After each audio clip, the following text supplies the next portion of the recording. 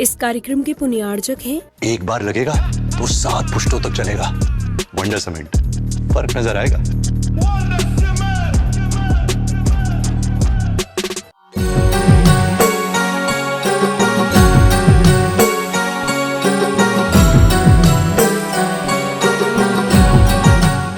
श्रीमान कांतिलाल शांता देवी जी जैन, श्री हर्ष तृप्ति जैन, श्री विकास विनीता जैन, सारा ऋषभ जैन, अवनी रिद्धि अनंत तीर्थेश जैन, शाश्वत ग्रुप इंदौर। आपका सपना हमारा संकल्प। Mobile number 8223845000, 8223846000।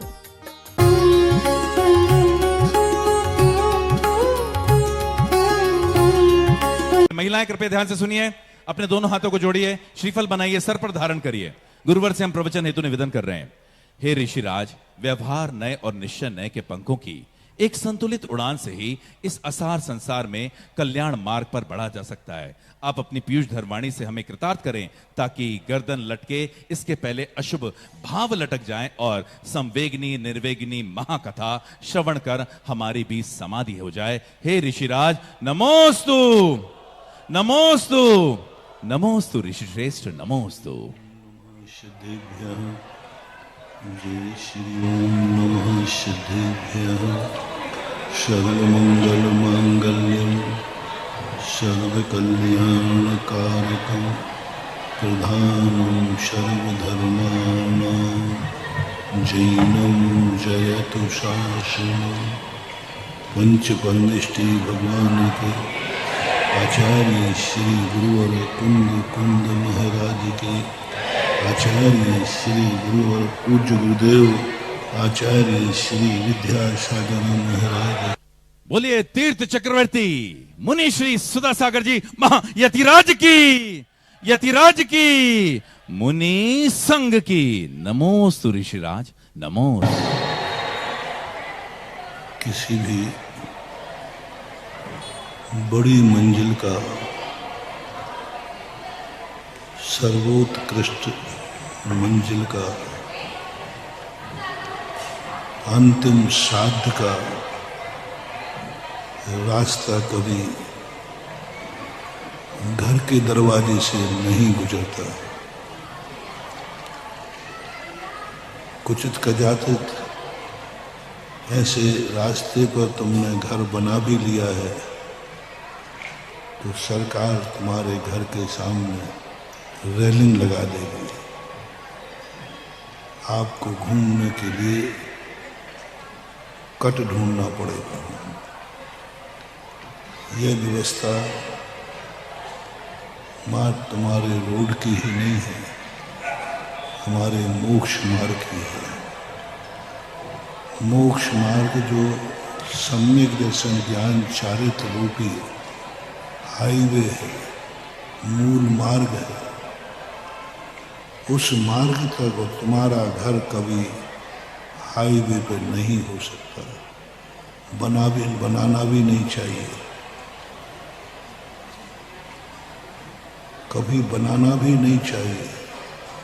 कभी भी टूट सकता है क्योंकि हाईवे आज 4 लाइन है, कल 6 लाइन भी हो सकता है और 8 लाइन भी हो सकता है। मोक्ष मार्ग ऐसा ही है। इस मोक्ष मार्ग के किनारे कोई गृहस्थों के घर नहीं होते, गृहस्थ नहीं होता। जहाँ जहाँ मोक्ष मार्ग है वहाँ वहाँ गृहस्थ नहीं हो सकता। मोक्ष मार्ग में गृहस्थी नहीं हो सकती। और यदि तुमने इस मोक्ष मार्ग में गृहस्थी बसाई तो बहुत नुकसान भी हो सकता है, भयंकर नुकसान हो सकता है। इसलिए जैन दर्शन ने स्पष्ट कहा कि सम्यक दर्शन और ज्ञान चारित्र की यदि तुम्हें अपनी जिंदगी चलाना है, अपना जीवन चलाना है तो गृहस्थी को छोड़ो, मकानों को छोड़ो, चलते फिरते नजर आओ। हाईवे पर गाड़ी रोकना, आजकल कुछ हाईवे ऐसे बन गए जिनमें कट नहीं है। धीमी गाड़ी चलाओगे तो पीछे वाला ठोक देगा। वहाँ निश्चित है कि इतनी स्पीड से गाड़ी चलाना ही पड़े, धीमे नहीं चला सकते। ऐसा ही ये मोक्ष मार्ग है। यहाँ धीमी गाड़ी नहीं चला सकते, गाड़ी को रोक नहीं सकते, विश्राम नहीं कर सकते। आप चलते हुए नजर आइए, आपका कोई मकान ना हो, आपका कोई ठौर ना हो, आपका कोई स्थान ना हो, वही हाईवे पे गाड़ी उतारे। मोक्ष मार्ग में चलने वाले तीर्थंकर भी क्यों ना हो, उनको भी कहा यदि मोक्ष मार्ग पर आना है तो ये सब छोड़ दो। हाईवे रास्ते है, ना हाईवे पर ना हाईवे के किनारे पर कोई मकान नहीं होना चाहिए। अनगारी कहा, अनगारी कहा। अब घर कहाँ हो, पगडंडियां हो, छोटे रास्ते हो, पाथ हो, गृहस्थ अपना मकान। अब तो बहुत अलग युग आ गया। पहले जितनी बड़ी हवेली होगी उस तक पहुंचने का रास्ता उतना ही छोटा होगा। जितने गली छोटे रास्ते में जिसका जितना मकान होगा वो उतना ही सुरक्षित होगा। आप पुराने शहरों को देखो, पुराने शहरों की गलियां कितनी छोटी हैं और मकान बड़े बड़े सेठों के, और मकान के सामने का रास्ता बहुत छोटा है। क्यों बनाया जाता है? क्या उनके पास घोड़ा गाड़ी नहीं थे? क्या वो रास्ता चौड़ा नहीं चाहते थे? चाहते थे। मकान के सामने का रास्ता छोटा होगा उतना ही सुरक्षित होगा। दुश्मन से बचने का तरीका था।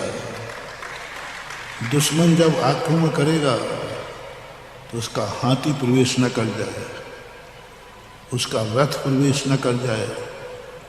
पैदल वालों को तो निपटा लेंगे लेकिन घोड़ा गाड़ी को नहीं निपटा पाएंगे। इसलिए सेठों के जितने भी, आप पूरे दुनिया में कहीं चले जाओ, इंदौर का पुराना हिस्सा भी हमने देखा नहीं, बाकी सारी दुनिया के तो देख चुके हैं।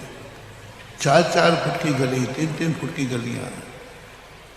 जैनियों के जहां राजा जैनियों को बसाता था, छोटी गलियों में, जिससे दुश्मन उन तक पहुंच ना पाए। दुश्मन को रोकने के लिए था। ऐसे ही गृहस्थ को मोक्ष मार्ग में कहा कि तुम अपना घर, तुम अपनी गृहस्थी थोड़ा मंदिर से थोड़ी दूर रखना, मंदिर से सटा के मत रखना। हम लोगों तो कह दिया कि तुम मंदिर में ही रह जाना है। हम लोगों को कह दिया कि तुम तो मंदिर में ही रह जाना है, और गृहस्थ से कह दिया तुम मंदिर के पास भी मत रहना। क्यों भाई, क्या बात है? हमारा तो स्थान स्पष्ट कह दिया, स्त्रीयते च जनागारे ग्रामा दिशु विशेषता। पंचम काल के मुनिराज कहाँ रहे? जिनागारे, जिनेंद्र भगवान के मंदिर में रहे। मंदिर में जगह नहीं मिला तो भगवान के गर्भालय में रहे। कुंडलपुर वगैरह में पूरा संघ गर्भालय में रुकता था। छोटे छोटे गर्भालय रहते ना, वहीं रहते। और आपके लिए मंदिर के पास भी नहीं, मंदिर से कम 3 हाथ 16 हाथ दूर मकान बनाना। मंदिर से कम चारों तरफ 16 हाथ दूर मंदिर घर हो तुम्हारा। सर्वश्रेष्ठ माना जाता है। 16 हाथ से ज्यादा हो जाए तो चल जाएगा, 16 हाथ 16 ड्योढ़े 24 फीट दूर कम से कम मंदिर होना चाहिए, घर होना चाहिए। कम से कम 3 हाथ, 3 ड्योढ़े 4.5, 4.5 फीट कम से कम दूर होना चाहिए। तुम भी मोक्ष मार्गी, हम भी मोक्ष मार्गी, तुम भी उन्हीं भगवान के भक्त, हम भी उन्हीं भगवान के भक्त, पर ये भेद क्यों डाल दिया? हमें मंदिर तक के अंदर भी सोने की छूट मिली और तुम्हें मंदिर के पास भी रहने की छूट नहीं मिली। तुम गड़बड़ तो करते हो, तुम कुछ ना गड़बड़ तो करते हो, इसलिए उन्होंने दूर कहा। ये तुम्हारी उपेक्षा है या तुम्हारी सुरक्षा है? भगवान ने कहा है, आगम ने कहा है, गुरु ने कहा है।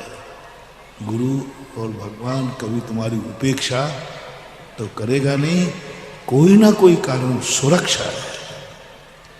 इतनी दूर रहोगे तुम सुरक्षित रहोगे। तो तुम्हारी गलियों में तुम्हारे मकान हैं।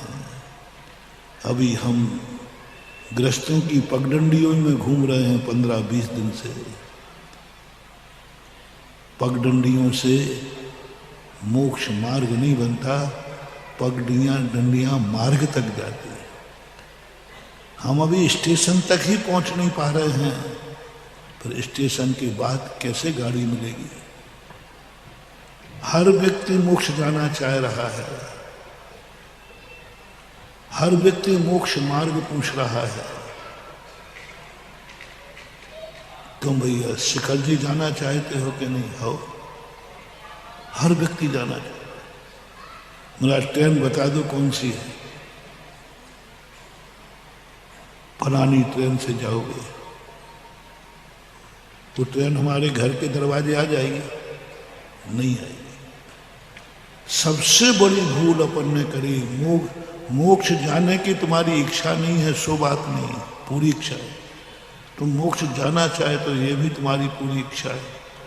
तुम्हें यह भी मालूम है कि मोक्ष मार्ग सम्यक दर्शन ज्ञान चारित्राणी मोक्ष मार्ग, ये भी सबको रटा है। रत्नत्रय सबको रटा है, सब पंडितों को, सब विद्वानों को, जैनी के बच्चे बच्चे को मालूम है कि रत्नत्रय ही मोक्ष मार्ग है। रत्नत्रय मोक्ष मार्ग है, फिर भी नहीं जा पा रहे। क्योंकि कहां भूल हुई? जो मैंने खोजा है। आप लोग मोक्ष का रास्ता जानते हैं, आप शिखर जी का रास्ता जानते हैं, लेकिन स्टेशन तक का रास्ता नहीं जानते। स्टेशन पता नहीं है कि ट्रेन कहाँ से मिलती है और स्टेशन कैसे जाए। क्योंकि स्टेशन के बाद फिर तुम्हें गाड़ी नहीं चलाना, वो गाड़ी वाला तुम्हें ले जाएगा। एक सीधा रास्ता है, एक सीधी दिशा है, लेकिन स्टेशन के रास्ते किसी एक दिशा से नहीं आते, वे चारों दिशा से आते। शिखर जी यहां से पूर्व दिशा में है, शिखर जी यहां से पूर्व दिशा में है, पूर्व दिशा में जाते हैं। पूरे इंदौर को पता चल गया कि पूर्व दिशा में जाती है। अब दक्षिण वाला भी पूरब में चल गया, पूरब वाला भी पूरब में चल गया, उत्तर वाला भी पूरब में चल गया, पश्चिम वाला भी चल गया। पता नहीं कहां पहुंच गए। किसी को स्टेशन पश्चिम में भी पड़ सकती है, लेकिन शिखर जी मान लीजिए स्टेशन है, शिखर जी पूरब में है, तो यहाँ बड़े गणेश जी वाला, मोदी जी नसिया वाला, कांच का मंदिर वाला, रजवाड़ा वाला वहीं से पूरब से चला जाए। स्टेशन तो छत्रपति नगर में है, और उसको क्या दिया गया, पूरब में चलना है। अब पूरब में चलना है ये पक्का है, लेकिन पहले उसे पश्चिम में चलना पड़ेगा, तब पूरब मिलेगा। पहले पश्चिम में चल, क्योंकि तेरा घर स्टेशन के पूरब में है। तेरे घर से ट्रेन नहीं कर जाएगी तो रुकेगी नहीं। तो मैं पहले पश्चिम में आऊं? हाँ, पश्चिम में आओ। कॉर्पोरेशन में तो कह रहे थे कि इंदौर से शिखर जी पूरब में है। इंदौर से शिखर जी तो पूरब में है, लेकिन जहां से ट्रेन जाती है वो तेरे घर से पश्चिम में है। जहां से ट्रेन जाती है वो तेरे घर से पश्चिम में है। बस इतनी सी भूल हो रही, टारगेट सही है। पूरा नक्शा देख लिया, शिखर जी पूरब में है, कहीं नो डाउट, कोई भी कमी नहीं। पर स्टेशन का झगड़ा पड़ रहा है। ये प्राइवेट बस नहीं है जहां हाथ दे दो वहां रुक जाएगी। ये सरकारी ट्रेन है, स्टेशन पे ही रुकती है। और स्टेशन तेरे घर से पश्चिम में है, दक्षिण में है, उत्तर में है, किसी भी दिशा में हो सकती है। बस यह विद्वान चूक रहे हैं। बड़े बड़े स्वाध्याय करने वालों ने क्या कहा, बनारसी दास यही तो चूके हैं। उन्हें ये मालूम नहीं है कि हम ग्रस्त हैं, और गृहस्थी में कुछ कार्य ऐसे करना है जो बिल्कुल व्यर्थ में है, कोई मतलब नहीं है, कुछ भी लेना देना नहीं है। ट्रेन में बैठने के बाद उसी घर के सामने से पटरी निकल जाएगी, लेकिन तुम्हें पश्चिम में जाना है। बोलो 1 किलोमीटर व्यर्थ में चले कि नहीं? गाड़ी भी फिर वहीं जाएगी, वहीं जाना है, लेकिन 1 किलोमीटर तुम्हें पश्चिम में लौट के जाना है। गृहस्थियों के धर्म ऐसे ही है। ये पूजा पाठ क्या है? ये धर्म नहीं है, ये शिखर जी नहीं है, ये मार्ग भी नहीं है। ये शिखर जी वाली ट्रेन जिस स्टेशन से मिलती है उस स्टेशन तक जाने का रास्ता है। हम स्टेशन पर बैठे हैं इसलिए हम पूजा पाठ नहीं करते। तुम घर में बैठे हो, तुम घर में बैठे हो और हम स्टेशन में बैठे हैं। हमारी नकल मत करना। हम स्टेशन पर बैठे हैं, हमें सीधे ट्रेन है, और तुम घर में बैठे हो। घर से तुम्हारी ट्रेन गुजरेगी, हो सकता है तुम्हारे घर से गुजर जाए, लेकिन तुम बैठ नहीं पाओगे। तुम्हें पश्चिम में जाना, तुम्हें पूजा करना है, तुम्हें अभिषेक करना है, तुम्हें सब कुछ वह करना है जो मैं नहीं करता हूं। धार्मिक कार्य, तुम्हें नहाना भी है, हम नहीं नहाते हैं। महाराज जी तो आप और हम दोनों ही मोक्ष मार्गी हैं। नहीं, तुम्हें नहाना है। हम बिना नहाए आहार ले सकते हैं, लेकिन तुम बिना नहाए दे नहीं सकते। बोलो, खाने के लिए ज्यादा शुद्धि चाहिए कि देने के लिए? हमने 50 साल से नहीं नहाया। तुम एक दिन नहीं नहा के मुंह में, और आज आप तो 50 साल से नहीं नहाए। हमने तो आज ही नहीं नहाया। आके दिखाओ चौके में। तुम्हारा एक दिन का नहीं नहाना अपराध है, और हमने यदि नहीं नहाया 50 साल में, यही हमारी साधना है, व्रत है। क्या अंतर आ गया? तुम्हारा नहीं नहाना अपराध है और मेरा नहीं नहाना धर्म है। तुम नहीं नहाओगे तो अधर्मी हो, और मैं नहा लूं तो अधर्मी हो।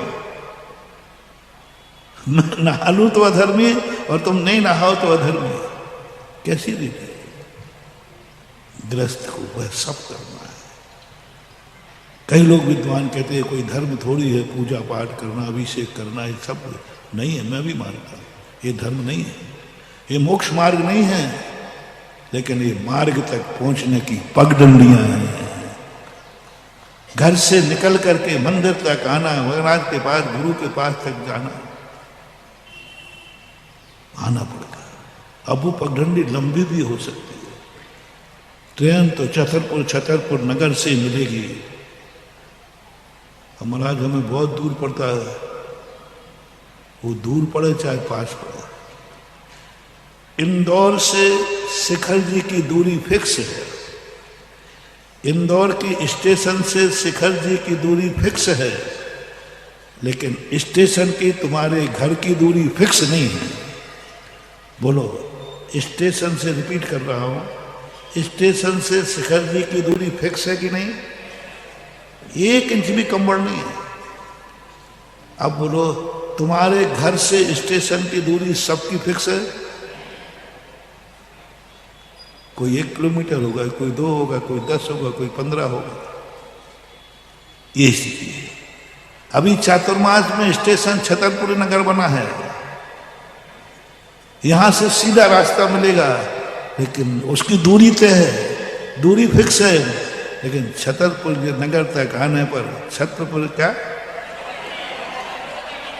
छत्रपति नगर तक आने के लिए सबकी दूरी एक समान नहीं है,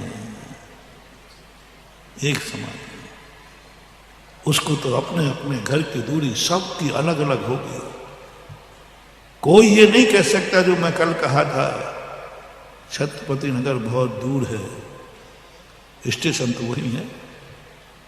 अब दूर है तो घर बैठे रहो,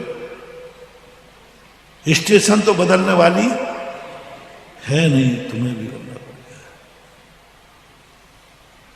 अरे कई लोग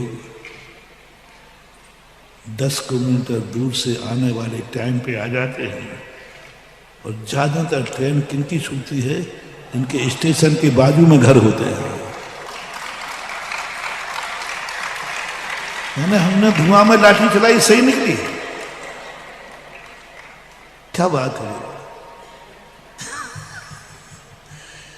कई बार उनकी छूटती है जो स्टेशन के, अपन अभी तो पहुंच जाएंगे, अभी तो पहुंच जाएंगे, अभी तो 4 बजे हैं, 5 बजे की ट्रेन है, 4:30, 4:45। पता चला कि वो कितना दुर्भागा होगा। और दूर से चलने वाला वो सोच के चलता है कि बीच में 3-4 चौराहे भी पड़ते हैं, जाम भी लग सकती है। वो बिफोर टाइम चलता है। बोलो, दूर घर होना अच्छा है कि पास घर होना अच्छा है? क्योंकि दूर वाला हमेशा बिफोर टाइम चलेगा, हमेशा वो सोच करके चलेगा। चौराहे मिलेंगे, यदि 5 मिनट भी मुझे खड़ा करना पड़ा तो 15 मिनट जाएंगे भी, तो वो सब बिफोर टाइम चलेगा, बिफोर टाइम चलेगा। और जो पास में वाला है वो छूटता है, ओवर कॉन्फिडेंस। अभी यहां भी होगा। यहां लोग 10-10, 15-15 किलोमीटर से आ रहे हैं। कहो छत्रपति नगर का कोई व्यक्ति अभी सो रहा हो, अंदाज से बता रहा है।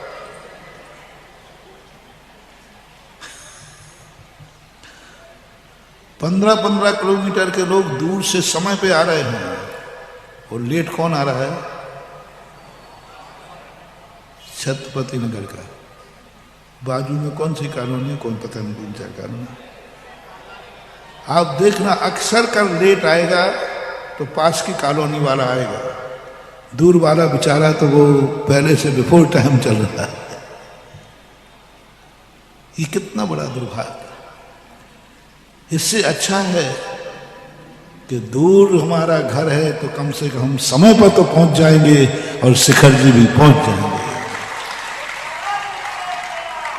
इसलिए कल मैंने कहा था, मंदिर को दूर मत मानना, गुरुद्वारे को दूर मत मानना, गुरु जहां मिले उसको दूरी मत मानना। ये मानना कि दूरी नहीं है, ये हमें बिफोर टाइम पहुंचने का मौका मिला है कि हम सावधान होकर चले। कई बार अपन मानते हैं कि कांटे बुरे हैं, नहीं, कांटे मुझे सावधान करते हैं। फूल हमें सुलाते हैं, कांटे सावधान करते हैं।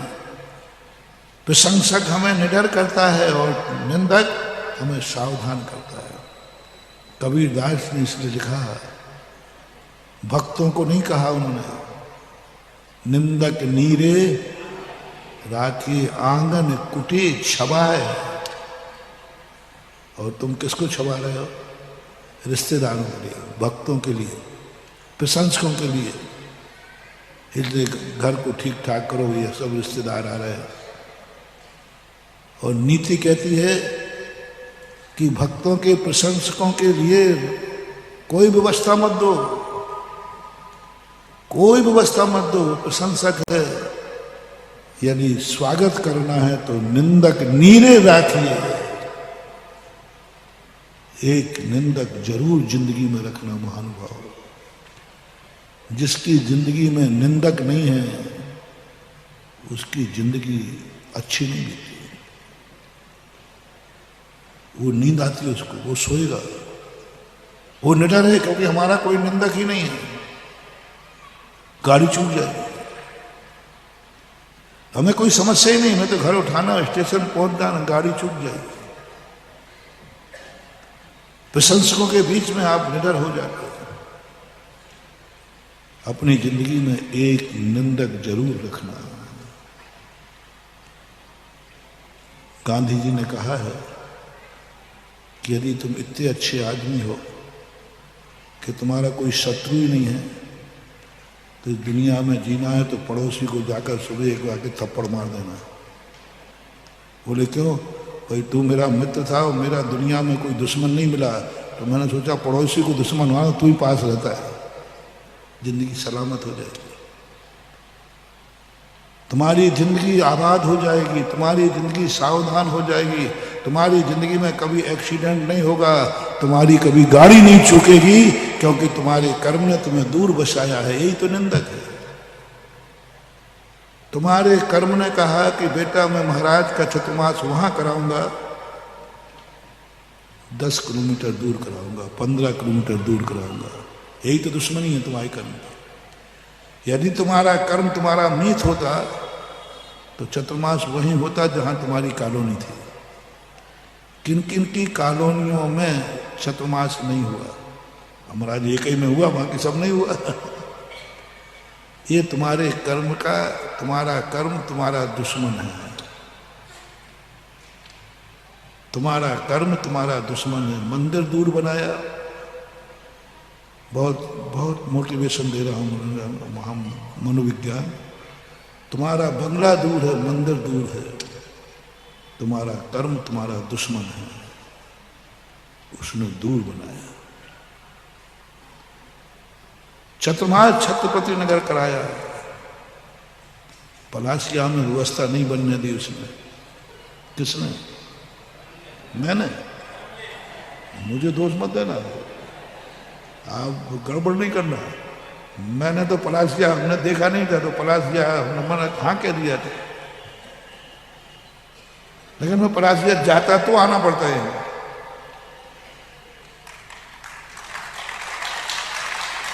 तो पलासिया में तुम्हें चतुर्मास नहीं होने दिया किसने?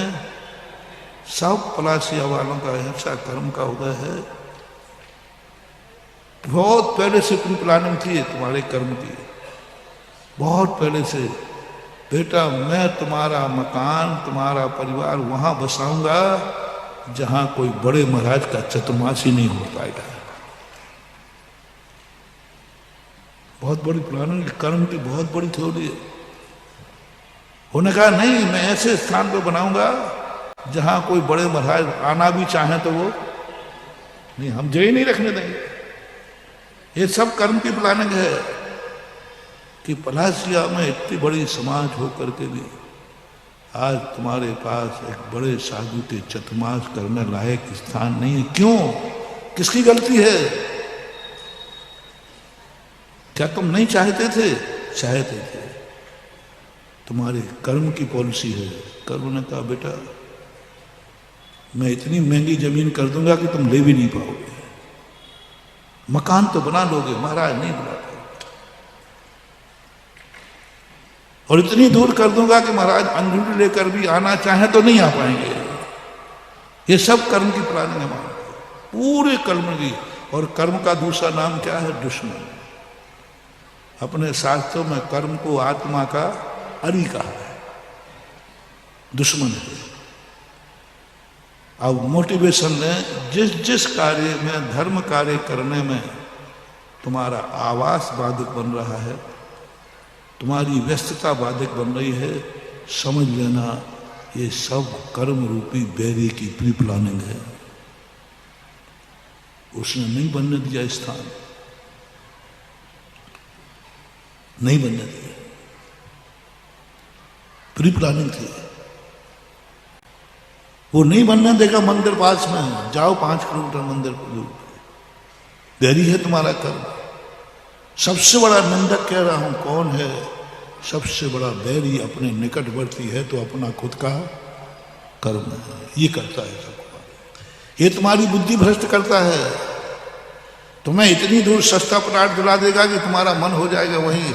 मंदिर नहीं है वो, मंदिर जाओ 5 किलोमीटर, लेकिन प्लाट सस्ता मिल रहा है। मंदिर के पास तुम प्लाट बना नहीं सकते, तुम्हारी कुवत नहीं है। ये सब कर्म की देन है।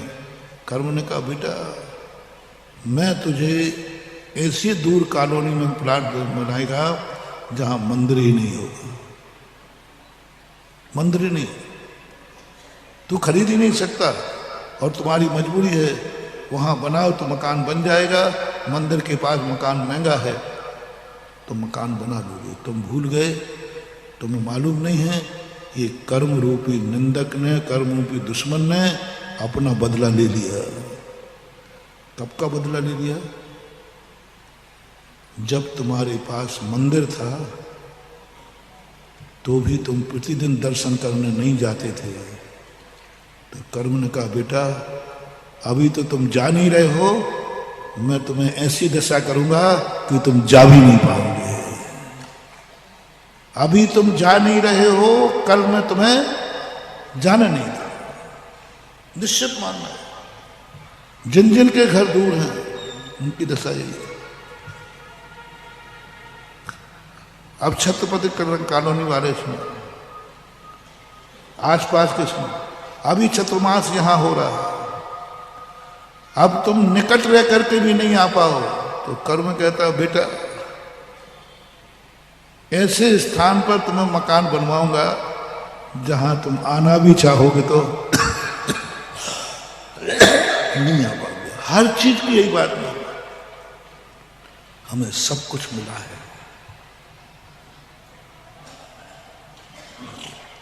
हमें गरीबी ऐसे ही नहीं मिली है। कई लोग कहते हैं हम गरीब हैं, हमने तुम्हारा इतिहास पढ़ा, बड़ी दया आती थी। मैं कर्मों को कोसता था कि हे कर्म इतना मत पसता है इसको। बोले बाबा जी आप वर्तमान देख रहे हो, इसका अतीत उठा के देखो। मैंने इसको बहुत अरबपति बनाया था। जितने जितने गरीब हैं, ये जितने भिखारी मिले हैं, ये पूर्व भव में कभी ना कभी ये टाटा बिरला डालमिया रहे हैं। आगम के अनुसार बहुत बड़े आदमी रहे हैं, लेकिन इन्होंने धन पाकर क्या किया? बाजू में मंदिर बन रहा था, 1 रुपया दान नहीं दिया। नगर में चतुर्मास हो रहा था, छोटा कलश भी नहीं बैठा था। नगर में अस्पताल खुल रहा था, कुछ भी नहीं दिया। और पापों के लिए, ऐसी आश के लिए रावण जैसा। सब जितने गरीब हैं ये सब रावण जैसे अमीर थे, पर अय्यासी में किया, ऐसो आराम में किया। कर्म कहता अरे दुष्ट, मैंने तुझे धनी बना लिया और तूने मेरे ही से पाप किया। जा एक दिन कोड़ी कोड़ी को तरसेगा। हर गरीब को ये चिंतन करना, मोटिवेशन। अतीत में किए हुए तुम्हारे अत्याचार, अय्यासी का परिणाम है कि आज तुम्हें गरीबी देखने को। जिस जिस से तुम परेशान हो, जो जो चीज तुम्हें दुखी कर रही है, वे सब तुम्हारे कर्मों की सजा है। जो जो चीजें तुम चाह रहे हो वे सब चीजें ये कर्म दे चुका है। बाजू में मंदिर बना के देख लिया, तुम दर्शन करने नहीं जाते। आज रोते हो महाराज जी हमने कौन सा पाप करो कि हमारा ट्रांसफर वहां हो गया जहां मंदिर ही नहीं। महाराज जी हमने कौन सा पाप किया? मैंने कि तुमने एक पाप किया है कि जब तुम्हारे बाजू में मंदिर था तब भी तुम दर्शन करने नहीं जाते थे। भगवान का अभिषेक होता रहता था, तुम सोते रहते थे। इसका परिणाम महाराज हम क्या करें, हमारे यहां तो कभी मुनियों का विहार ही नहीं होता। रुकना तो ठीक है। ओहो, मेरे गांव से कभी किसी का विहार ही नहीं होता। मैंने कहा ये आज की कहानी नहीं, पूर्व का अभिशाप है। कभी तुम्हारे नगर में महाराज आए होंगे, गए होंगे, लेकिन उनके साथ तूने 10 कदम भी विहार नहीं किया होगा, इसका अभिशाप है। ना महाराज को लेने गया होगा, ना महाराज को भेजने गया होगा, ना लेने गया ना भेजने गया। इसका परिणाम है कि आज मुनि तेरा उस गांव में मकान है जहां मुनियों का विहार ही नहीं होता। कर्म कहता तेरे यहां महाराज है, ना तू लेने गया ना देने गया। ये आगवानी मात प्रदर्शन नहीं है रे। साधुओं को क्या आगवानी की जरूरत है और क्या बागवानी की जरूरत है? क्या जरूरत पड़ी आगवानी? अरे 2 लोग उठा के कमंडल लेके आ जाए ना, महाराज को क्या फर्क पड़ने वाला है? क्या लेना देना है महाराज को इस आगवानी फागवानी से? फिर भी क्यों करते हो तुम? जब मैंने कहा ये तो मैं पक्का मान गया कि तुम जैन कम हो, बनिया ज्यादा। और बनिया कभी घाटे का सौदा। कहीं ना कहीं से तुम्हारा संस्कार बना है।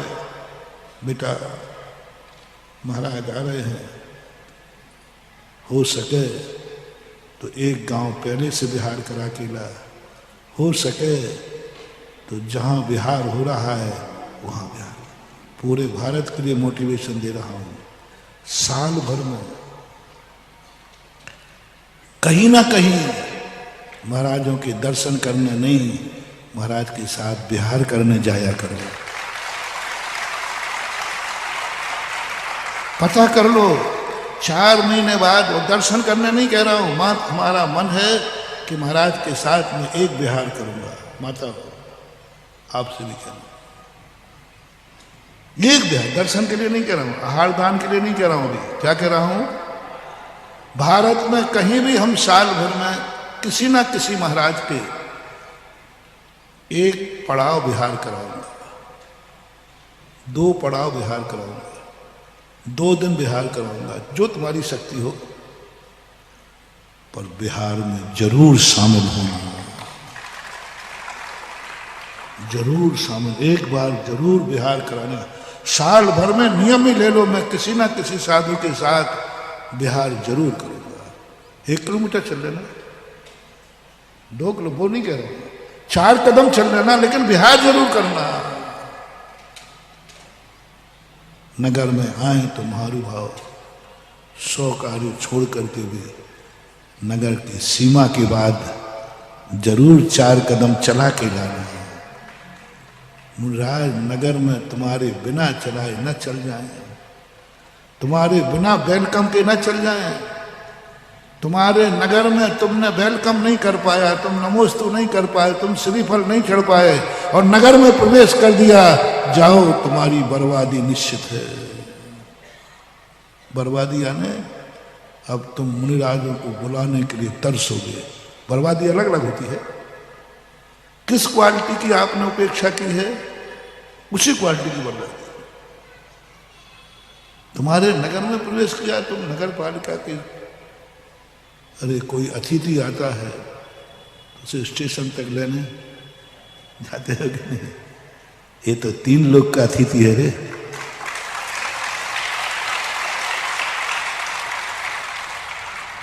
मैं सोचता हूं क्यों इतनी बड़ी बड़ी आगवानियां तुम करते हो, क्यों सारी भीड़, चाय भली पर 4 महीने मुंह नहीं दिखाए, लेकिन आगवानी में जरूर रहेगा। अरे मैंने कहा ये बनिया है, इसको सब हिसाब किताब पता है। बहुत मानो, बहुत मानो, जो चूक रहे हो उनसे कहना है। ये सवाल महाराज की आगवानी का नहीं है। अब तुमने अंगले भाव का वो रजिस्ट्री करा ली, तुम उस नगर में जन्मोगे जहां निरंतर मुनियों का आना जाना बना रहेगा, क्योंकि तुमने महाराज की आगवानी की थी।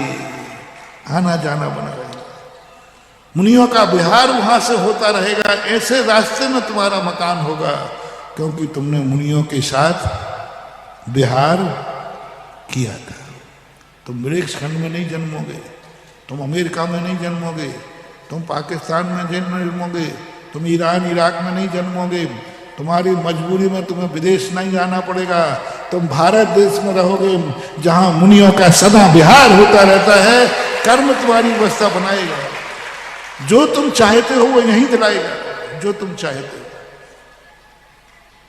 जो तुम चाहते हो। कर्म कहेगा नहीं मैं तुझे अमेरिका नहीं जाने दूंगा, तो मुझे तो 50 लाख रुपया महीना चाहिए, इसके बिना मेरा खर्चा नहीं चलेगा, और 50 लाख का पैकेज कहाँ मिलेगा महीने का? अमेरिका में। तो मैं तो अमेरिका जाऊंगा। कर्म कहता नहीं, तूने मुनियों का विहार कराया है, तूने मुनियों का चतुर्मास कराया है, तुमने मुनियों के चतुर्मास कलश स्थापित किए हैं, तुमने मुनियों की आगवानी की है। नहीं, मैं तेरी इच्छा, सावधान, 50 लाख का सवाल है इसलिए छोड़ के जा रहा है। कर्म कहेगा ले, मैं तेरी 50 क्या 60 लाख रुपए महीने की व्यवस्था यही करता रहूंगा। अब वो व्यवस्था कर देगा तो जरूर नहीं कि नौकरी से करे, जरूर नहीं कि नौकरी से करे, कोई फैक्ट्री खुलवा देगा, कोई तुम्हें जमींदार बना देगा, कोई तुम्हें ऐसा धंधा पानी दिला देगा, तुम्हें बिल्डर बना देगा, जिसमें 50 लाख कमा सको, 5-6 करोड़ साल का कमा सको, वो धंधा तुम्हारा करा देगा कर्म। मात्र इसलिए कि तुमने वो पुण्य कमाया है कि मैं अगला भाव वहां रहूं जहां मुनिराजों का आना जाना बना रहे। अब तुम्हें रोकने के लिए वो तुम्हारा धंधा दिलाएगा, लेकिन वो तुम्हें रोक लेगा। और यदि तुमने ऐसा नहीं किया होगा तो कर्म का क्या फर्क पड़ता है? इसमें जाने दो ना, मरने दो। ये अमेरिका जा रहा है, बोले जाने दो, क्या फर्क पड़ता है? बोले वहां महाराज नहीं मिलेंगे, महाराज की आगवानी नहीं कर पाएगा। बोले यहां रहता है तो कौन सी करता है? कर्म क्या कहेगा? कोई कहेगा नहीं ये जैनी है, इसको तो इंदौर में ठीक है। बोले इंदौर में भी रह के क्या करेगा? ना ही महाराजों का विहार कराएगा, ना महाराजों की आगवानी करेगा, ना महाराज के चतुर्मास में जाएगा, ना प्रवचन सुनेगा, कुछ नहीं करना है इसको। इसलिए यहां रहे चाहे अमेरिका में रहे, क्या फर्क पड़ता है? कर्म उठा के पटक देगा तुम्हें अफ्रीका में, मजबूर पटक देगा। वो तुम्हें ऐसे साधन बनाएगा कि तुम्हें मजबूर होकर के उन देशों में तुम्हें रोटी मिलेगी जिन देशों में तुम्हारा मंदिर नहीं होगा, गुरु नहीं होंगे, सिद्ध क्षेत्र नहीं। मेरा कहना मान जाओ, जिंदगी में एक बार सम्मेद शिखर की वंदना कर लो, हो सके तो हर साल कर लो, हो सके तो 5 साल में कर लो, जितने बार कर सको कर लो, एक बार तो कर ही लो कम से कम। और भावना भा लेना है भगवान मुझे कुछ नहीं चाहिए, जन्म जन्म में मैं जहां जन्मूं उस क्षेत्र में एक सिद्ध क्षेत्र जरूर होना चाहिए। तो सत्य सी भावना कर लेना। अब तुम्हारी जितनी आवश्यकताएं होंगी वे भारत देश पूरा करेगा, क्योंकि तुम्हारा सम्मेद शिखर नहीं छूटना चाहिए, क्योंकि तुमने संकल्प किया है मुझे कुछ नहीं चाहिए। कर लो नियम, ये नियम ऐसे ही नहीं दिए जाते हैं, जीवन भर के अभिषेक का नियम लो। बोले महाराज जी कभी कभी कर लूंगा। नहीं, जीवन भर कर लो। महाराज जी इससे क्यों जिद करते हो? नहीं, फायदा है बेटा। अभिषेक अंतिम दिन तक करते करते मरोगे तो कर्म तुम्हें ऐसे देश में जन्म नहीं दिलाएगा जहां जिनेन्द्र देव का मंदिर ना हो, ऐसी जाति में जन्म नहीं दिलाएगा जो जाति अभिषेक न कर सके। ऐसी कुल में तुम्हारा जन्म हो गया कि तुम मंदिर में अंदर आने लायक भी नहीं रहे, अभिषेक करने लायक। कर्म का नहीं, इसने जीवन भर अभिषेक करने का नियम दिया है। और क्या कहा है? जिस दिन नहीं मिलेगा उस दिन मैं भोजन नहीं करूंगा। मान भाव, सवाल अभिषेक का नहीं है, सवाल धर्मात्मा बनाने का नहीं है, सवाल अगले भाव में पुनः जैनी बनने का रिजर्वेशन है। नहीं, इसको कहीं नहीं पैदा करना, यही करना है जहां जिनेन्द्र देव का मंदिर है, क्योंकि इसने जीवन भर अभिषेक किया है।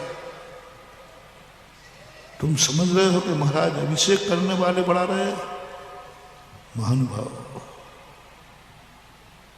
बहुत खेद के साथ कह रहा हूं, लेकिन कहूंगा, जैन कुल में जन्म लेकर के मंदिर होकर के तुम अभिषेक पूजन नहीं करते हो तो मैं तुम्हें अभिशाप नहीं दे रहा हूं, मैं नाराज भी नहीं हूं।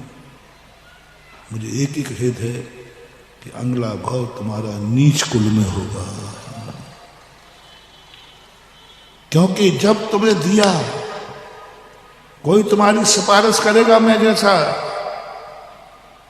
मैं सिफारिश करूंगा नहीं, ये हमारा बहुत भगत था, जैनी था, इसको इतने नीच कुल में मत पटको, तो वो कहेगा कर मुझे बाबा जी क्या फर्क पड़ता है, ये जैन कुल में था तब भी मंदिर नहीं जाता था, जैन कुल में था तब भी अभिषेक नहीं करता था, जैन कुल में था तब भी इसने हार दान नहीं दिया, जैन कुल में था तब भी इसने कभी धर्म की क्रिया नहीं की, इसलिए क्या फर्क पड़ता है। जैन कुल में रहे तो ऐसे ही रहना है और नीच कुल में रहे तो ऐसे ही रहना है। कर्म हमारी सिफारिश के बाद भी तुम्हें नीच कुल में पटक देगा, इसलिए मैं तुम्हारे पीछे पड़ता हूं। मैं तुम्हारी सिफारिश करूं तो किस बल पे करूं?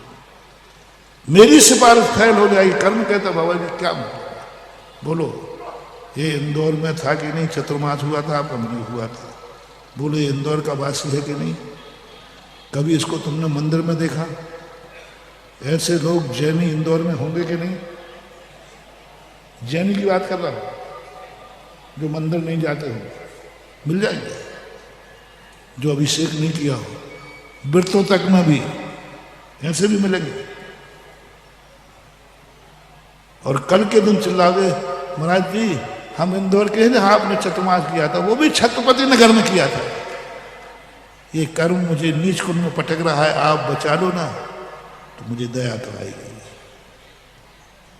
मेरा राग तो बढ़ेगा, मैं कर्म से सिफारिश करूंगा और कर्म जो मुझे दलील देगा उसका जवाब मैं क्या दूंगा तुम बता देना। कर्म मेरे से कहेगा बाबा जी किसकी खिलाफ कर रहे हैं आप, जमानत ले रहे हो, बोलो ये आपके चतुर्मास में इंदौर में था कि नहीं? उनकी था। कभी एक दिन भी आया, एक दिन भी हार दिया? चलो इसकी कॉलोनी में मंदिर था कि नहीं? बोलते नहीं हो? था। बोलो बाबा जी मंदिर था कि नहीं? वहां था। उसी मंदिर में आप रुके थे ना? हाँ रुके थे। कभी इसको आपने मंदिर में देखा? बोले नहीं देखा। आप अभिषेक कराने भी शांति धारा में जाते थे, कभी इसने आपके सामने अभिषेक देखा? मैंने कहीं नहीं देखा।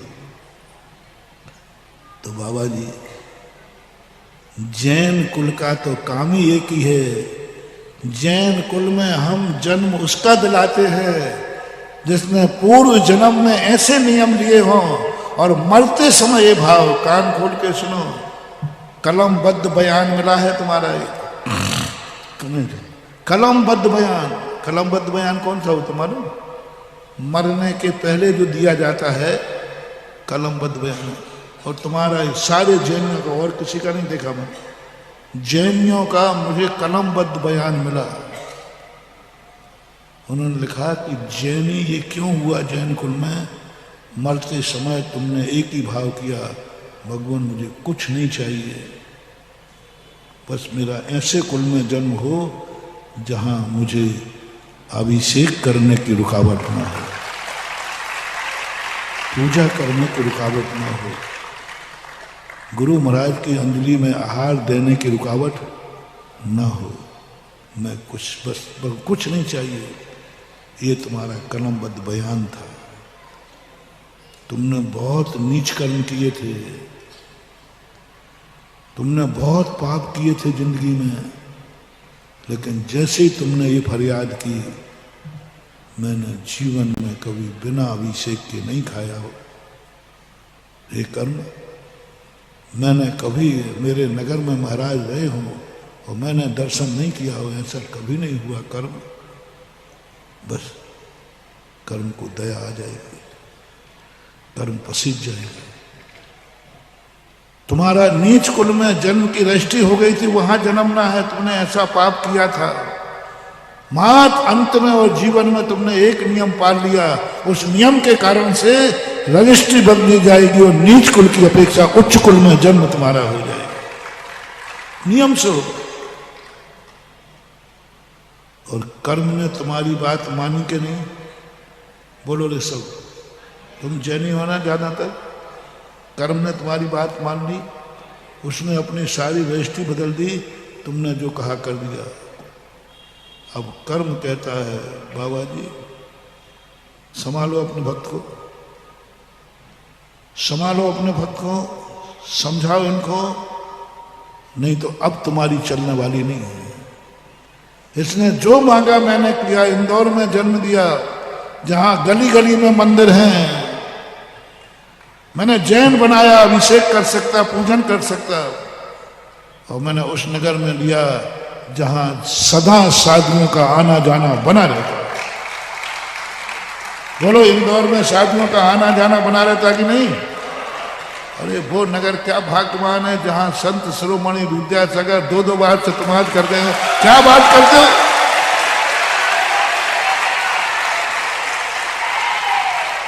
ऐसे नगर में तुम्हारा जन्म कर दिया मैंने। अब सावधान, इसके बाद भी, अब बोलो तालियां बजे ना भी, अब मैं पीठ बजाता हूं,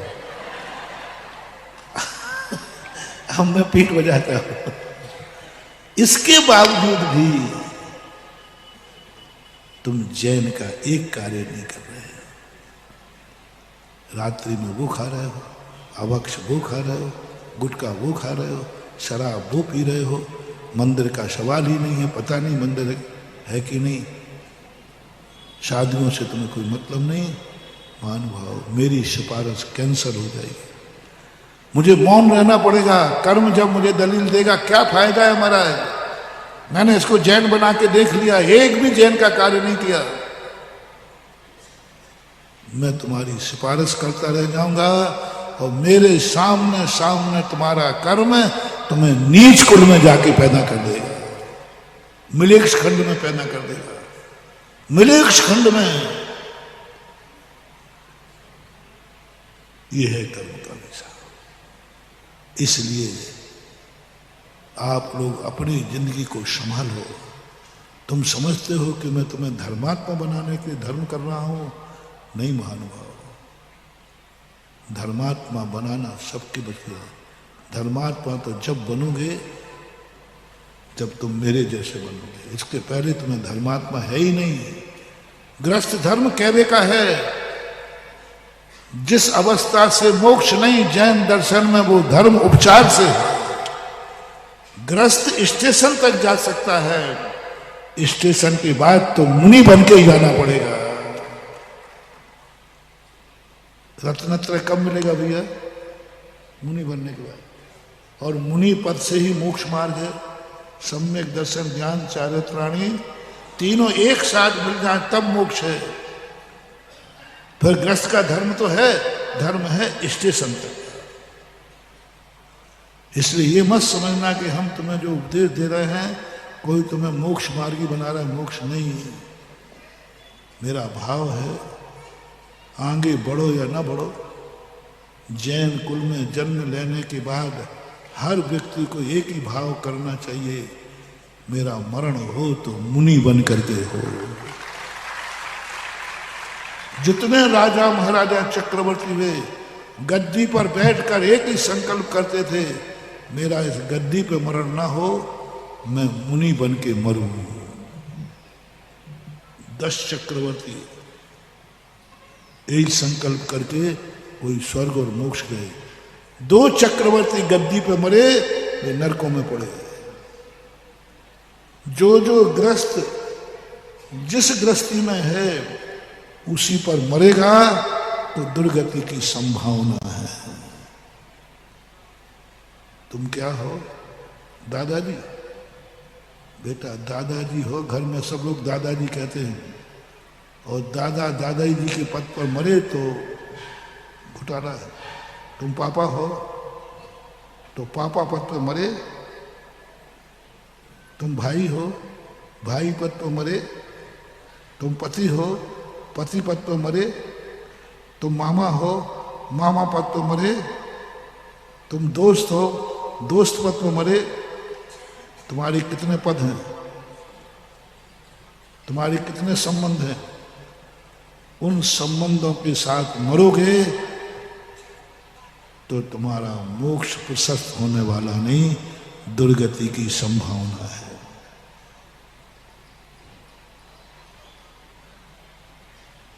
महाराज जी, हमने तो यही सुना था कि आप लोग किसी संस्था का ट्रस्टी होके मत मरना। नहीं, घर का ट्रस्टी होके भी मत मरना। ओह, संस्थाओं का ट्रस्टी तो बहुत दूर की बात है। देश का राजा पद पर बन के मरना बहुत बड़ा सूक्ष्म बात है महानुभाव। देश की राजगद्दी पर बैठ के मरना, तपेश्वरी से राजेश्वरी और राजेश्वरी से नरकेश्वरी। जो राजगद्दियों पर मरे हैं शास्त्रों के अनुसार, राजा रावण राजगद्दी पे मरा, कहां गया? शुभम चक्रवर्ती राजगद्दी पे मरा, कहां गया? ब्रह्मदत्त राजगद्दी पे, जितने राजा मैंने देखे हैं राजगद्दी पे जो मरे हैं उनकी सदगति हुई। तुम्हारी भी तो राजगद्दी है। वो राज्य के मालिक थे, तुम घर के राजा। दद्दा क्या है? बोल दो, जल्दी बोलते हो। दद्दा घर का राजा है। पापा क्या है? वो बेटे का राजा है।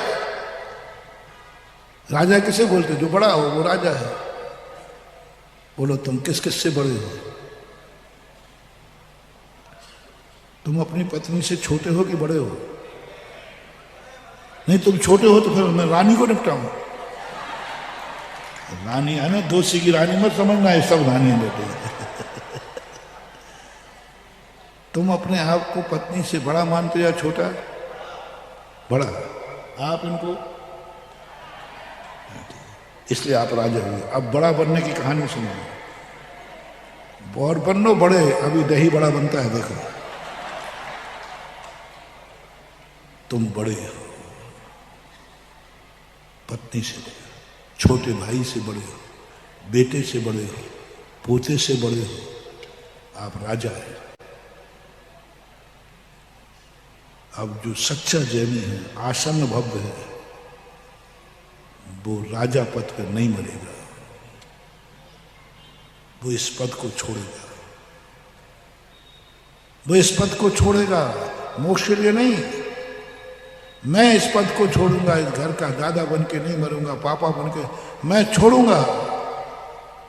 बस जिंदगी में एक ही नियम ले लो कि मरने के पहले मैं किसी वस्तु का अधिकारी बन के न मरूं।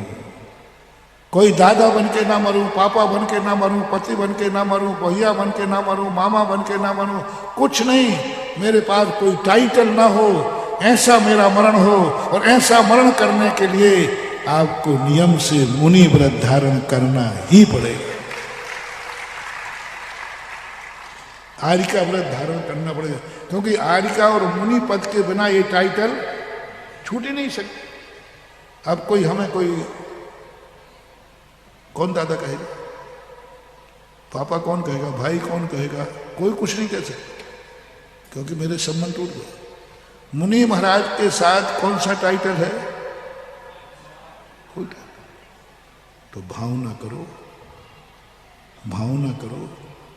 हर जैनी को भावना करना है कि मेरा अंतिम मरण उस दशा में हो जो बिल्कुल निसंग हो, निश्चल हो, मुनि बन के मरूं। बस भावना की क्या रहा, भावना करने में कोई रुपया नहीं लग रहा है। हर जैनी का ये मस्ट एंड मस्ट नियम है। तुम्हारा अंतिम लक्ष्य क्या है? सोते हुए जागते हुए सबका एक ही लक्ष्य है कि मेरा मरण। बोलो, मरण के पहले तुम्हारी अंतिम इच्छा क्या है? सब लोग आज ही लिख के रख देना, आज ही घर में लिख के रख देना, मेरी अंतिम इच्छा है कि मैं मुनि बन के मरूं। संकल्प कर लो पक्का, कायेश्वर कर लो, भगवान के सामने कर लो, मेरे सामने कर लो। महाराज मेरी एक ही तमन्ना है कि मैं मुनि बन के मरूं, बस। अब यदि नहीं मर पाए तो, मुनि नहीं बन पाए तो कोई बात नहीं, मोक्ष तो नहीं जा पाओगे, लेकिन फिर एक मौका मिलेगा, फिर से मैं तुम्हें जैनी बना दूंगा। तुमसे सबसे भावना कराई, जिन जिन लोगों ने हमारा सुना उन सब से मेरा कहना है कि सब लोग मुनि बनने का भाव करो, आप आरिका बनने का भाव करो। मेरा मरण आरिका पद पे हो, बस भावना करना। महाराज यदि ये भावना पूरी नहीं हो पाई तो फिर उसकी व्यवस्था में कर रहा हूं, उसकी व्यवस्था में कर रहा हूं। उसकी एक ही व्यवस्था है, तुम्हें एक बार फिर मौका दिया जाएगा, यानी तुम मर करके फिर से जैनी बनोगे।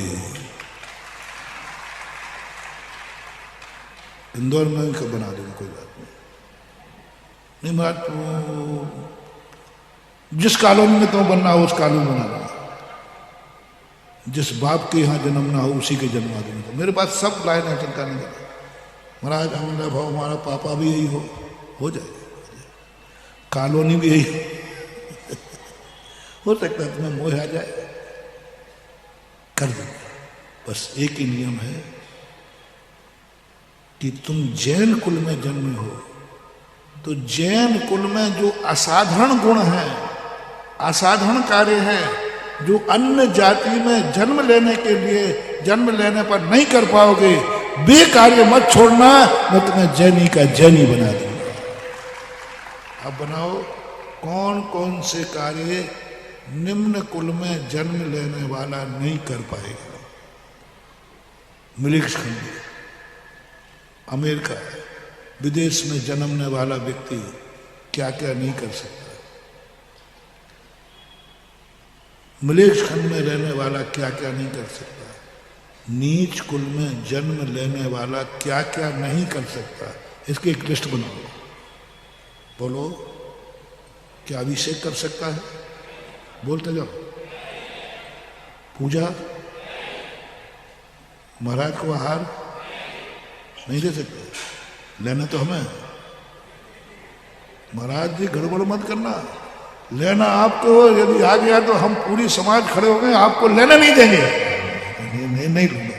हाँ, हमारे पीछे तो सारे कानून लगे रहते हैं।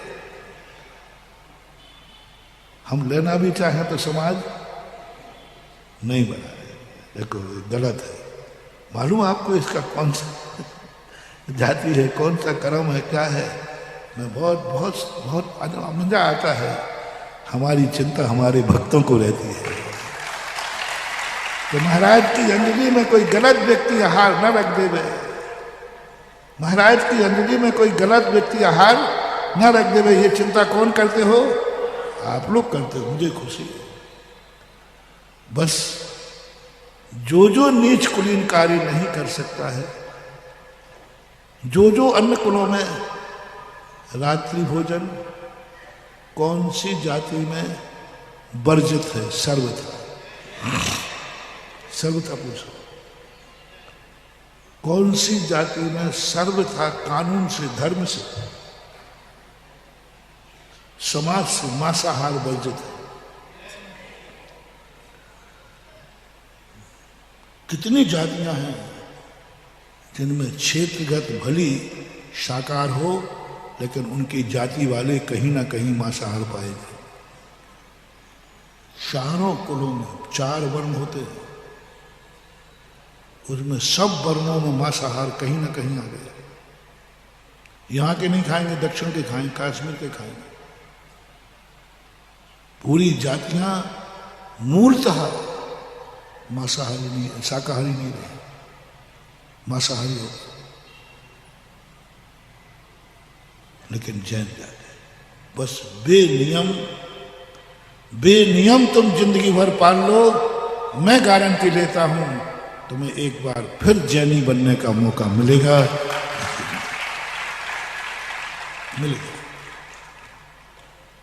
बस तुम इतना कह दो कि मैं इंदौर में इसलिए हूं कि यहाँ महाराजों का आना जाना है। इंदौर इसलिए पसंद है क्योंकि यहाँ चतुर्मास होते हैं। इंदौर इसलिए पसंद है कि यहाँ मंदिर है हमारे पास में, कॉलोनी। हमें ये घर माँ बाप इसलिए पसंद है कि हमारे घर में कोई पाप नहीं होता, कोई रात में नहीं खाता। मुझे ये माँ बाप, ये कुल बहुत पसंद है। मुझे गर्व है इस कुल पर, गर्व है मुझे इस कुल पर, क्योंकि मेरे कुल में कोई पाप नहीं होता, कोई रात में नहीं खाता, कोई मांस नहीं खाता, कोई गुटखा नहीं खाता। हमारे घर के सब पुरुष अभिषेक पूजन करते हैं, सब करते हैं। इसलिए भगवान मुझे ये कुल पसंद है। जाओ अगला भाव तुम्हारा उसी कुल में जन्म होगा, आप कुछ करो तो सही। बस इतनी सी मेरी इच्छा है कि तुम मुनि बनो या ना बनो, लेकिन कम से कम अगला भाव भी तुम जैनी बने रहो, क्योंकि ये सब जैनी बनने के रास्ते हैं। ये मार्ग नहीं है, ये पगडंडियां हैं स्टेशन तक जाने की, स्टेशन तक जाने की पगडंडियां हैं। ये जैनी ग्रस्त शब्द जो है स्टेशन तक पहुंचा देगा तुम्हें। स्टेशन के बाद तो तुम्हें मुनि बनना पड़ेगा और ये सब छोड़ना पड़ेगा। कितनी बात महानुभाव, आज कितनी महत्वपूर्ण बात तुम्हें करना है, बलि छोड़ना है। भले वो धर्म हो या ना हो, लेकिन वो तुम्हें धर्म तक पहुंचा देगा। कुलाचार इसी को बोलते हैं। धर्माचार और कुलाचार में अंतर है। कुलाचार यही है कि तुम धर्म करो या ना करो, लेकिन मैं कुल का आचरण से कभी वंचित नहीं रहूंगा। जो मेरे कर्मों ने दिया है मोटिवेशन, गुरु कोई नियम दे तो टूट जाए तो कोई बात नहीं, प्रायश्चित है उसका। धर्म कोई तुम्हें योग्य बनावे, अधिकार दे, तो उसकी आज्ञा टाल देना, माफ कर देगा। लेकिन कर्म ने तुम्हें जो अधिकार दिया है बेटा, धर्म ने अधिकार दिया या कर्म ने? तुम्हें धर्म के कारण अधिकार मिला कि कर्म के कारण? हमें पीछे कर्म के कारण मिली कि धर्म के कारण? धर्म के कारण। कर्म ने नहीं दिलाई। किससे दिलाई? मुझे धर्म ने दिलाई। धर्म के कारण पीछे ली। मेरा मुनि पद किसके कारण? मेरे पास जो कुछ भी है सब धर्म के कारण है। मेरे कर्म का मेरे पास एक भी संपत्ति नहीं है। जो कुछ भी मेरे पास है, जो कुछ भी मेरे पास है, सब धर्म का है। मेरे पास हाथ नहीं, आशीर्वाद किसका है? मुझे आशीर्वाद देने योग्य किसने बनाया? कर्म ने कि धर्म ने? कर्म ने नहीं, कर्म ने हाथ दिया था। कर्म ने हाथ दिया था, बोले तुम्हारे पास भी है, बोले तुम्हारे सबके पास है। हमें क्यों परेशान करते हो? आजू बाजू एक दूसरे को आशीर्वाद दे दो रे। हाथ से नहीं, इस हाथ को आशीर्वाद के योग्य किसने बनाया? धर्म ने। पैर सबके पास है कि नहीं? है ना? कोई अंतर नहीं। काहे को मुझे परेशान करते? हम गिरते गिरते बचते हैं। तुम्हारे पास पैर नहीं है क्या? अच्छा, कल रेजर लाना, एक पत्ती छोटा चाकू छोटा सा, काट के देखना, दोनों में एक समान निकलेगा। लेकिन पहले तुम अपना काटना, नहीं तो मेरे काट दो। क्या हो गया रे? इन चरणों के लिए क्यों मरते हो? क्यों पखारते हो? इन चरण जैसी नीच स्थान पर रहने वालों में गंधोदक बनाने की शक्ति किसने दी? कर्म ने नहीं, धर्म ने दी है। धर्म ने दी है, पक्का है। जो कुछ भी मेरे पास है, आंखों में पवित्रता किसने दी? वाणी में पवित्रता किसने दी? कानों में पवित्रता किसने दी? सब धर्म की देन है। ये चतुर्मास कौन कर रहा है? किसने करवाया? कर्म ने, धर्म ने कराया। धर्म के कारण चतुर्मास कर रहा हूं, कर्म के कारण नहीं। कलश स्थापना किसने कराई? हमारे कर्म ने, हमारे धर्म ने। यदि मेरे पास धर्म नहीं होता तुम कलश स्थापना करते? किसने कराया कलश स्थापन? धर्म ने। चातुर्मास किसने करवाया? धर्म ने। आगवानी किसने करवाई? कर्म ने। हाँ, धन धन गोपाल धर्म ने। जो कुछ भी आप साधु अपने गुरु के पास देखना, सब चीज तुम्हें सब में धर्म नजर आएगा। इसलिए मुझे ज्यादा खतरा नहीं है, क्योंकि मैं धर्म की आज्ञा में हूं, धर्म का पालन कर रहा हूं। बेटा, आप लोगों को बहुत खतरा है।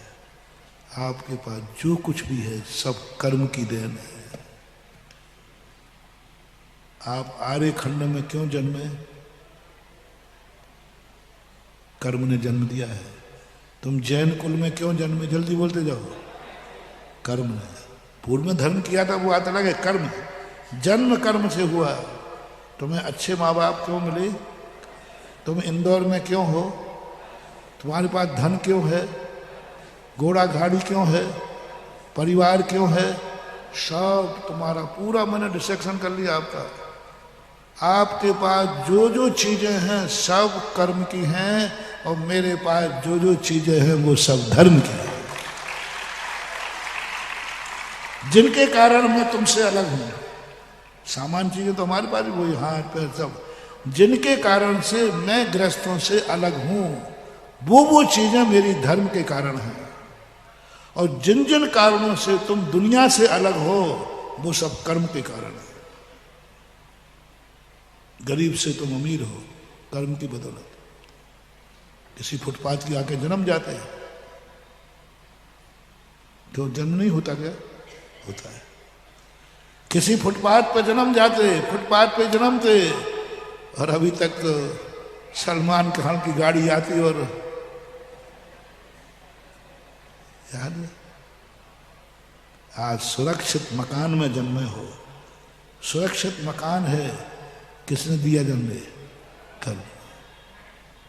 कर्म बहुत बहुत महान जड़ है। वो कुछ नहीं सुनता, जिद्दी है वो।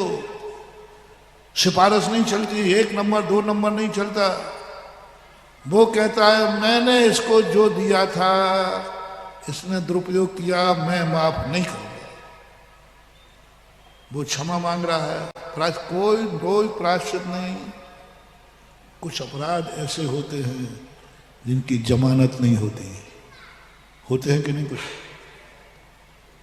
कुछ अपराध ऐसे होते हैं जिनकी जमानत नहीं होती। वो ग्रस्त हो आप लोग, क्योंकि आपके पास जो कुछ भी है महान भाव कर्म का है, और कर्म के साथ धोखा मत करना। मैं इसके नेचर को जानता हूं, कोई सिफारिश काम नहीं करेगी। राजा शृणिक भगवान महावीर के चरणों में पहुंच गया, समूषण में। चेलना सिफारिश कर रहे, महाराज बताओ भगवान, ये आपके मौसाजी है ग्रस्त अवस्था, इनको बचाओ नरकों से। उन्होंने कह दिया ये कर्म नहीं मानेगा मेरी बात। ये कर्म कहता है कुछ नहीं, इन्होंने मेरी बात का दुरुपयोग किया है। जो जो अधिकार तुम्हें कर्म ने दिए हैं, उन अधिकारों को आज से शुरू कर दो। कौन कौन से अधिकार दिए? जैन कुल में जन्म लेने के लिए आपको क्या अधिकार दिया? कि तूने कहा होगा कि जैन कुल में जन्म मिलना है, कर्म ने सोचा इसको रात्रि भोजन ऐसे कुल में दे दो, ऐसे कुल में जाएगा जहाँ रात्रि में बाप खाता मिलेगा, पूरा परिवार खाता मिलेगा? नहीं, ये जैनी है। इसको ऐसा कुल दो जहाँ रात्रि भोजन कोई करने वाला ना हो। मत करना, मत करना, ये अधिकार तुम्हें कर्म ने दिया है। मंदिर में जाने योग्य कर्म ने बनाया है, अभिषेक करने योग्य कर्म ने बनाया है, मुनियों को आहार देने योग्य कर्म ने बनाया, धर्म ने नहीं। कितने अन्य जाति के लोग हैं जो आहार देना चाहते हैं? कौन कौन आहार नहीं देना चाहता? बोलो, पूछो कई बार। इतने लोग देना चाहते हैं, नहीं ले सकते, क्योंकि कर्म ने उसे योग्य नहीं बनाया। उस जाति वाले मुनि दीक्षा लेना चाहते, नहीं, क्षुल्लक से वृत्ति से आगे नहीं बढ़ सकते, कर्म रोक रहा। ये कर्म ने अधिकार दिया है तुम्हें। और जो उपयोगिता ह्रास नियम एक इकोनॉमिक्स का सिद्धांत है, अपने अधिकार का उपयोग नहीं किया तो अधिकार छूट जाएगा, छूटेगा नहीं तो छीन लिया जाएगा। आज का होमवर्क, कौन कौन से कार्य हैं जिनके लिए जैनी होना जरूरी है? रिपीट करूं, आप लोग भी। कौन कौन से कार्य हैं जिसके लिए जैनी होना जरूरी है? बस वे कार्य करने का तुम संकल्प कर लेना। जिन कार्यों के लिए जैनी होना जरूरी है, उन कार्यों को मैं आज से शुरू करता हूं। जाओ, मैं घोषणा करता हूं, अगला भव फिर तुम्हारा जैन कुल में होगा।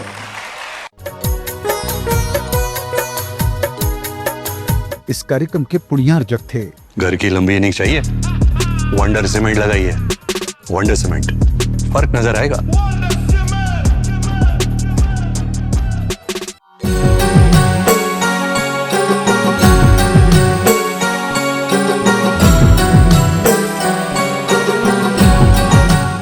श्रीमान कांतिलाल शांता देवी जी जैन, श्री हर्ष तृप्ति जैन, श्री विकास विनीता जैन, सारा ऋषभ जैन, अवनी रिद्धि अनंत तीर्थेश जैन, शाश्वत ग्रुप इंदौर। आपका सपना हमारा संकल्प। Mobile number 8223845000, 8223846000।